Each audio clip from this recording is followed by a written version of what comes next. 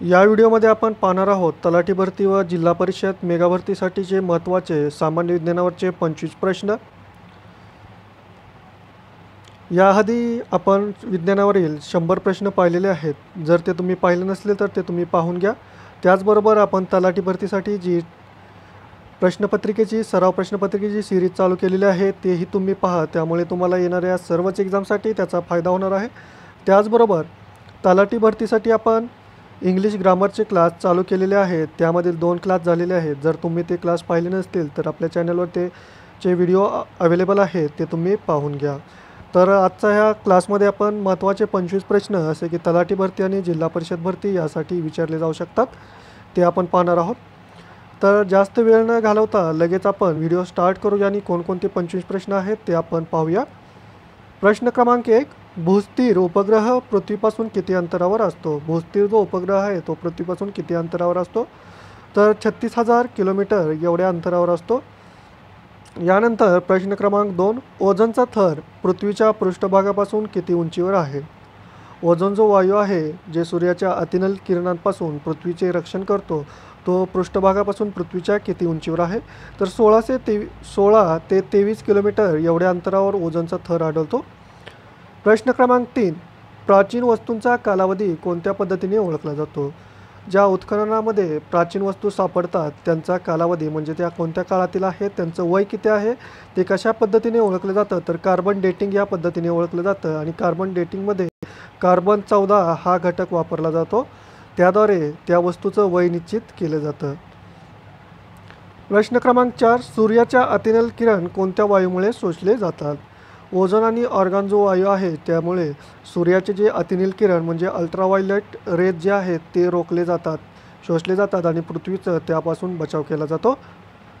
प्रश्न क्रमांक 5, काच बनवण्यासाठी कोणता घटक वापरला जातो?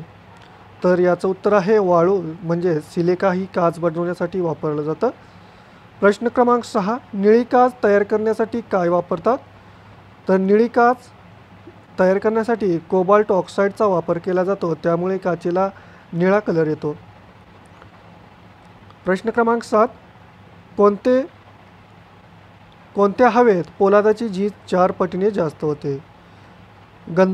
गंधकयुक्त हवा जी आहे त्यामध्ये जे पोलाद आहे त्याची झीज 4 पटीने वाढते आणि 4 पटीने लवकर ते झिजतं।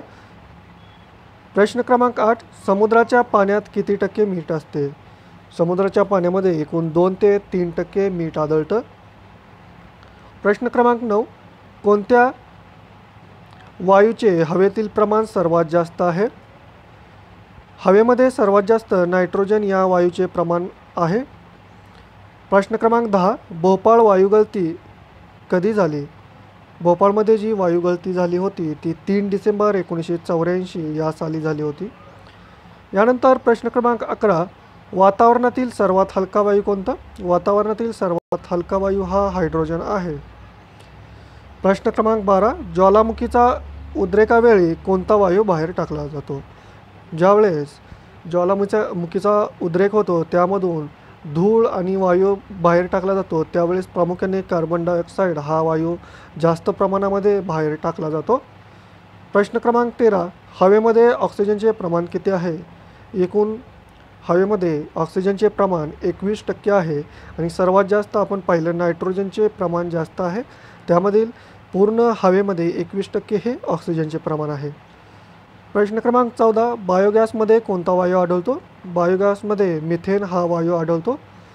प्रश्न क्रमांक 15, फळे पिकवण्यासाठी कोणता वायू वापरला जातो? फळे जी आहेत ती कृत्रिमरित्या पिकवली जातात, त्यासाठी इथिलीन हा वायू वापरला जातो।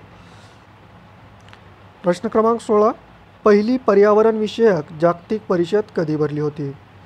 5 जून 1972 साली पहिली पर्यावरण विषयक जागतिक परिषद स्टॉकहोम या ठिकाणी भरली होती।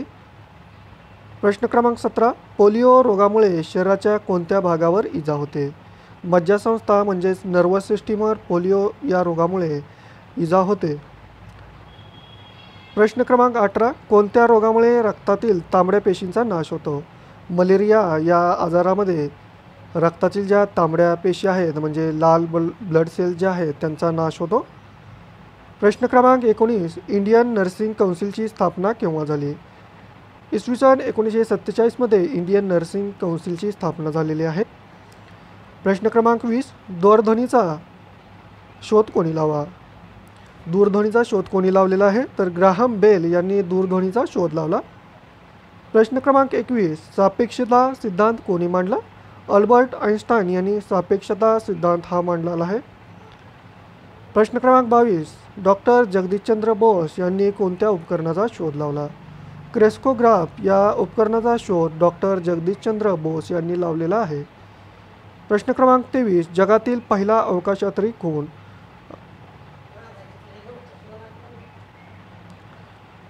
तर याचं उत्तर आहे युरी गागारिन हा जगातील पहिला अवकाशयात्री होता. प्रश्न क्रमांक 24. भारतातील पहिले अणुशक्ती केंद्र कोठे आहे? तारापूर.